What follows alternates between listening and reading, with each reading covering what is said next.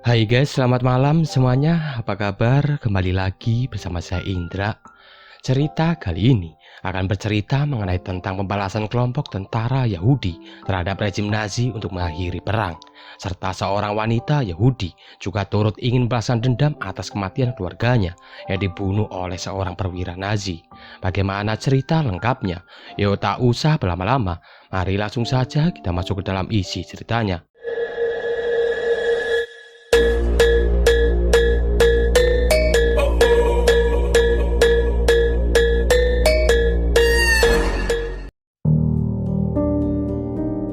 Film dibuka dengan memperlihatkan aktivitas keluarga petani Lapedit di kawasan Perancis yang telah dikuasai oleh Nazi. Saat itu sekelompok tentara Nazi ternyata hendak datang ke tempat kediaman mereka, sehingga Perrier yang merupakan seorang kepala keluarga, ia menyuruh istri serta anaknya untuk masuk ke rumah. Tak lama tibalah para tentara Nazi yang dipimpin oleh seorang kolonel bernama Hans Landa. Plaisir de vous rencontrer, Monsieur Lapadite. Je suis le colonel SS Hans. Mereka pun masuk ke rumah, di mana Hans sendiri memiliki karakter yang cenderung tenang dan tidak memiliki sifat temperamen, walaupun sebenarnya ia bisa dikatakan kejam, terutama kepada orang Yahudi, sehingga ia mendapat julukan sebagai pemburu Yahudi. Ia kemudian berbincang dengan Perrier mengenai maksudnya datang ke sana, di mana ia mendengar kalau di daerah itu masih terdapat keluarga Yahudi yang berprofesi sebagai petani. Meski semua keluarga Yahudi sebenarnya telah dinyatakan sudah tertangkap, namun Hans menemukan sebuah data bahwa masih ada satu keluarga Yahudi, yaitu Dreyfus, yang tidak terlacak. Je vous demande la permission de passer à l'anglais pour le reste de la conversation. Perrier mengatakan kalau keluarga Dreyfus dirumorkan telah pergi ke Spanyol untuk mencari sebuah perlindungan. Tapi di sini Hans tidak percaya begitu saja. Sebagai seorang kolonel yang telah dipercayai oleh Hitler di kawasan itu, ia sudah paham akan gelagat serta tingkah laku orang yang sedang berbohong kepadanya. Sehingga dengan mudah Hans pun mengetahui kalau Perrier sedang berbohong. So the rumors you've heard have been an escape. Ternyata Perrier menyembunyikan keluarga Dreyfus di bawah lantai rumahnya. Dan di sini Hans terus menggali informasi dari Perrier. Dan sebagai imbalan bagi Jerman yang setuju untuk meninggalkan keluarganya selama sisa perang, akhirnya Perrier pun memberitahu bahwa keluarga Yahudi itu bersembunyi di bawah lantai rumahnya. Ne vivront pas votre famille plus longtemps. Donc, je vous dis adieu. Namun dalam kejadian itu, ada bocah yang berhasil selamat bernama Susana yang berlari dengan penuh rasa ketakutan. Hans terlihat membidik Susana, namun ia sengaja membiarkan Susana untuk hidup.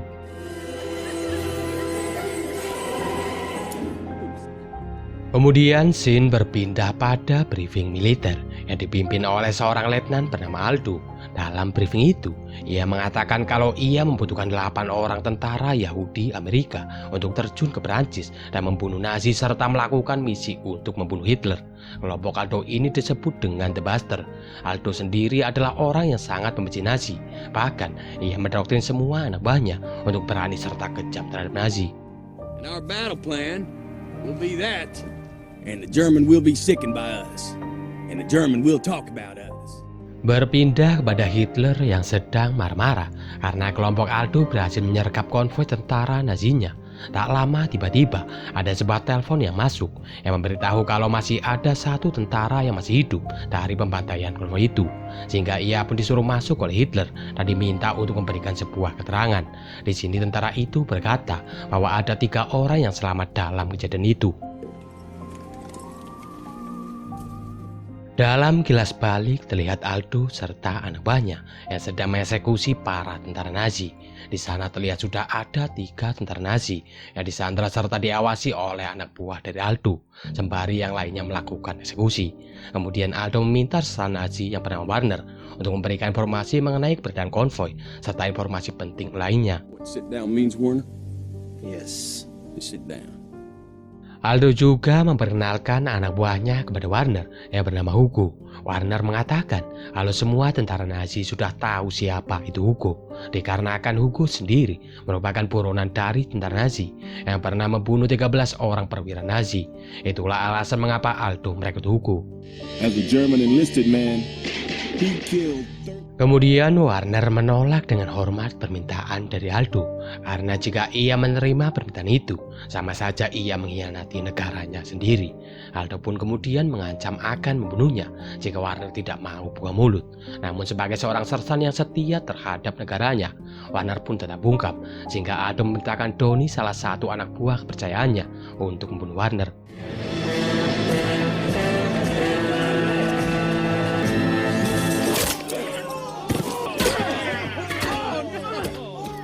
Aldo kemudian memanggil satu tentara lagi, namun kali ini ia menembaknya karena si tentara mencoba untuk kabur. Kini tinggallah satu tentara yang sudah ketakutan, sehingga ia memberitahu lokasi konvoi dari para tentara Nazi kepada Aldo. Ask him how many Germans. Sebelum melepas tentara itu, Aldo mengukir lambang swastika Nazi di dahi dari tentara itu dengan menggunakan sebuah pisau, sehingga ia tidak bisa menyembunyikan bahwa ia pernah bertugas di Jerman. Hal itu juga ternyata menyelamatkan dirinya, karena ia berhasil meyakinkan Hitler kalau ia tidak dilepaskan secara sia-sia, sehingga ia pun terlepas dari hukuman mati. Berpindah kepada Shosanna yang baru saja membuka sebuah bioskop di Paris dengan nama Samara. Ia bertemu dengan Friedrich Zoller, seorang penembak jitu dari tentara Nazi yang membunuh 250 tentara Yahudi dalam satu pertempuran, di mana Friedrich ini adalah seorang yang akan membintangi film propaganda Nazi. Mendengar hal itu, Shosanna tiba-tiba marah karena tentu ketika mendengar semua tokoh-tokoh Nazi, ia kembali teringat akan masa lalunya ketika keluarganya dibunuh oleh para tentara Nazi, yang mana hal itu menjadi kenangan yang sangat memilukan.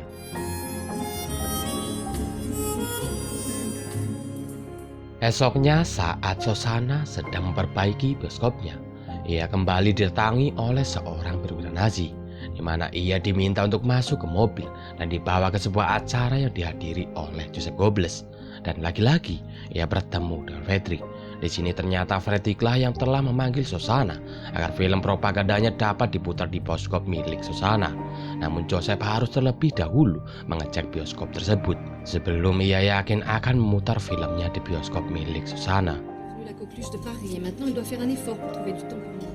Tak lama datanglah Kolonel Hans, yaitu orang yang dulu membantai keluarga Shosanna. Di sini Shosanna pun kembali teringat akan masa lalunya.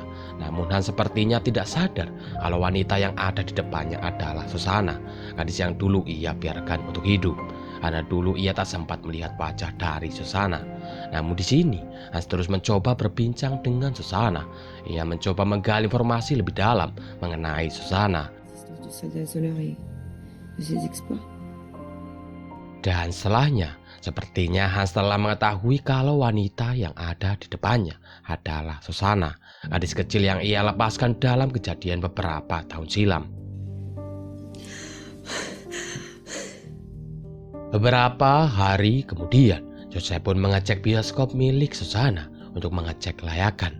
Saat itu Shosanna memiliki ide untuk membakar bioskop miliknya pada saat pemutaran pertama film propaganda Nazi, yang pastinya akan dihadiri oleh para perwira Nazi, serta Hitler pun pastinya akan datang. Untuk melancarkan rencana itu, Shosanna akan bekerjasama dengan kasihnya yang bernama Marcel. Faster than paper.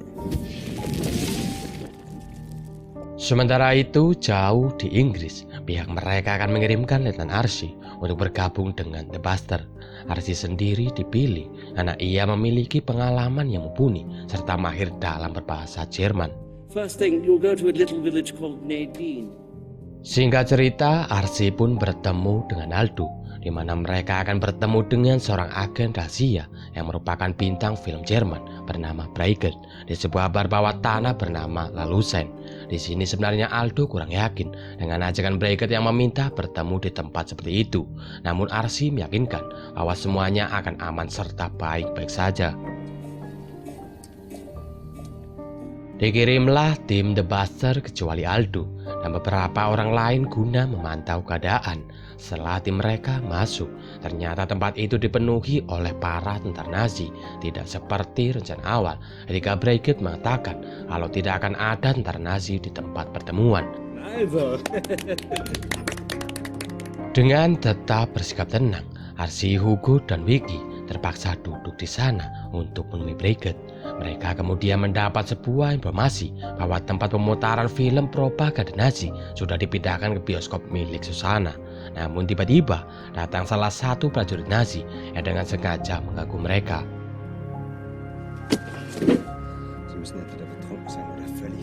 Ternyata hal itu menarik perhatian tentara Nazi dengan aksen Archie yang dianggap tidak biasa. Archie mencoba mengelak sehingga membuat salah satu tentara Nazi percaya kepadanya. Namun di sini Archie justru kembali membuat sebuah kesalahan di mana ia memesan 3 minuman dengan gestur 3 jari yang salah. Sehr auf Wiedersehen to your Nazi boss.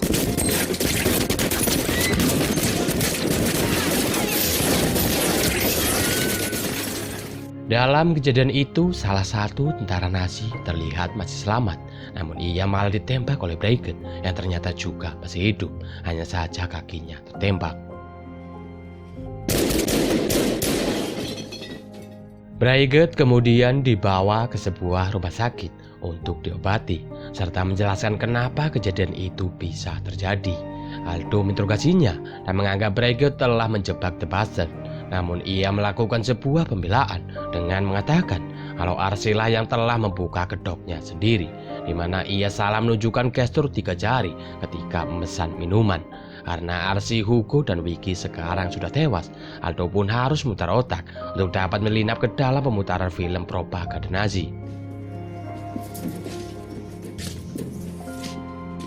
Akhirnya Aldo pun memutuskan untuk membawa anak buahnya yaitu Donnie serta Omar. Walaupun mereka sendiri sebenarnya tidak fasih berbahasa Jerman, namun karena keadaan yang mendesak ini, mereka terpaksa menggunakan bahasa Italia, yang mana pada saat itu Italia telah bersekutu dengan Jerman. Sementara itu, Kolonel Hans terlihat mendatangi sebuah bar untuk melakukan sebuah penyelidikan. Di sana ia menemukan sepatu milik Breguet yang tertinggal serta selembar tisu bekas tanda tangannya. Disinilah Hans mengetahui kalau Breguet adalah seorang pengkhianat. Singkat cerita, hari pemutaran film pun akhirnya tiba. Bioskop milik Susanna pun mulai ramai oleh para perwira Nazi. Hans kemudian mendatangi Breguet yang kakinya sudah dikip. Di sana ia semakin yakin dengan pengkhianatan yang dilakukan oleh Breguet. Dilihat juga Aldo serta anak buahnya yang menyamar sebagai orang Italia. Di sini sebenarnya Hans sudah mengetahui penyamaran Aldo serta anak buahnya karena Hans sudah paham betul mengenai The Buster. Donnie serta Omar mereka pun bersiap untuk melakukan operasi Kino. Mereka masuk ke dalam bioskop dan melihat beberapa petinggi Nazi seperti Joseph Goebbels serta Martin Bormann. Lalu mereka pun mengambil tempat duduk sembari merasa tegang karena bom waktu di kaki mereka terus berjalan. Dan bisa dikatakan kalau misi ini adalah sebuah misi bunuh diri.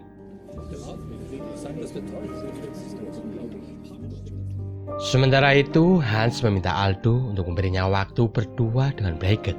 Saat mereka masuk ke sebuah ruangan, Hans pun mulai melakukan interogasi dengan beberapa pertanyaan. Hingga pada akhirnya pengkhianatan dari Breguet pun terbongkar.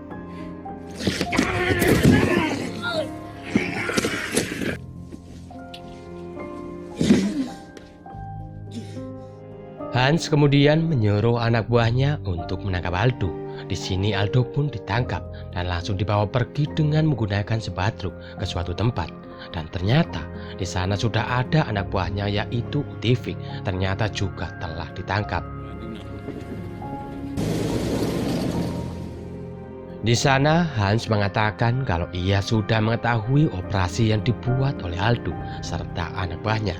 Bahkan Hans juga telah mengetahui rencana dari Aldo yang akan meledakkan bioskop itu untuk membunuh semua perwira Nazi. Namun entah mengapa Hans tidak memberitahukan hal itu kepada pihak Nazi. Ia justru membuat kesepakatan dengan Aldo bahwa Hans tidak akan memberitahukan misi Aldo kepada pihak Nazi. Dengan imbalan ia meminta kekebalan hukum agar Hans tidak bisa diadili sebagai penjahat perang. Aldo the Apache and the Little Man? Sementara itu di tempat lain, Shosanna juga telah bersiap melakukan aksinya dengan dibantu oleh Marcel. Saat itu pemutaran film propaganda Nazi sedang diputar. Donnie dan Omar, mereka sudah bersiap melakukan aksinya dan sudah memastikan kalau Hitler juga telah berada di tempat itu. Kembali kepada Hans, di mana ia menghubungi seseorang yang sepertinya adalah petinggi militer Amerika. Di sana ia menyampaikan banyak hal, namun yang mengejutkan adalah ia mengatakan bahwa ia sudah melakukan tugasnya dengan menyamar sebagai kolonel SS dan telah berhasil meyakinkan para petinggi Nazi mengenai dirinya. From the very beginning as a double agent, anything... Ternyata Hans juga telah menaruh bom waktu di bawah kursi dari Joseph. Petinggi Amerika itu kemudian menyuruh Aldo untuk membawa Hans beserta operator di ruangan itu ke garis depan Amerika. Kemudian Hans pun akan menyerahkan dirinya kepada Aldo. Yes, sir. Sin pun kembali ke bioskop di mana film propaganda itu sedang diputar. Hitler dan Joseph nampak menyukai film itu. Namun Friedrich terlihat kurang suka dengan film tersebut. Kemudian Friedrich memutuskan untuk pergi ke ruangan operator untuk bertemu dengan Shosanna.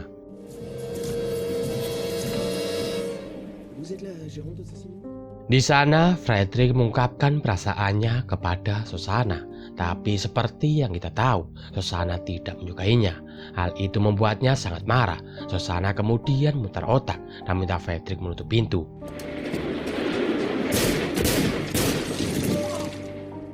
Shosanna yang melihat Friedrich sekarat, ia merasa sangat bersalah dan mencoba mendekatinya. Namun ternyata Friedrich masih hidup.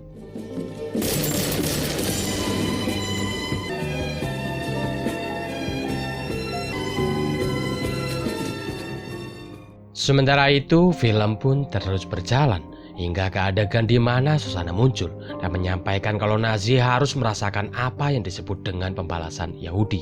Seketika keadaan pun menjadi kacau dan Marcel langsung membakar tempat itu.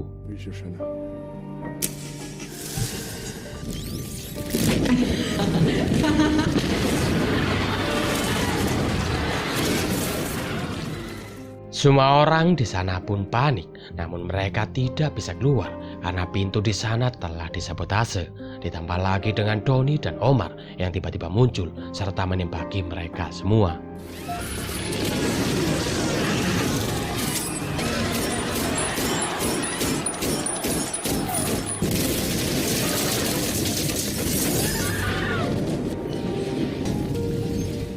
Sementara itu, Aldo serta Hans, mereka tampak telah sampai di garis depan Amerika. Di sana Hans secara resmi telah menyerahkan dirinya kepada Aldo. Tapi hal itu belumlah cukup, mengingat Aldo bukanlah orang yang sekooperatif itu untuk masalah penazian. Aldo kemudian menembak si operator, yaitu Herman, serta memperkosa Hans. Seperti kebiasaan Aldo selama ini, ia tidak pernah lupa untuk mengukir karya seninya di kening dari para mantan tentara Nazi.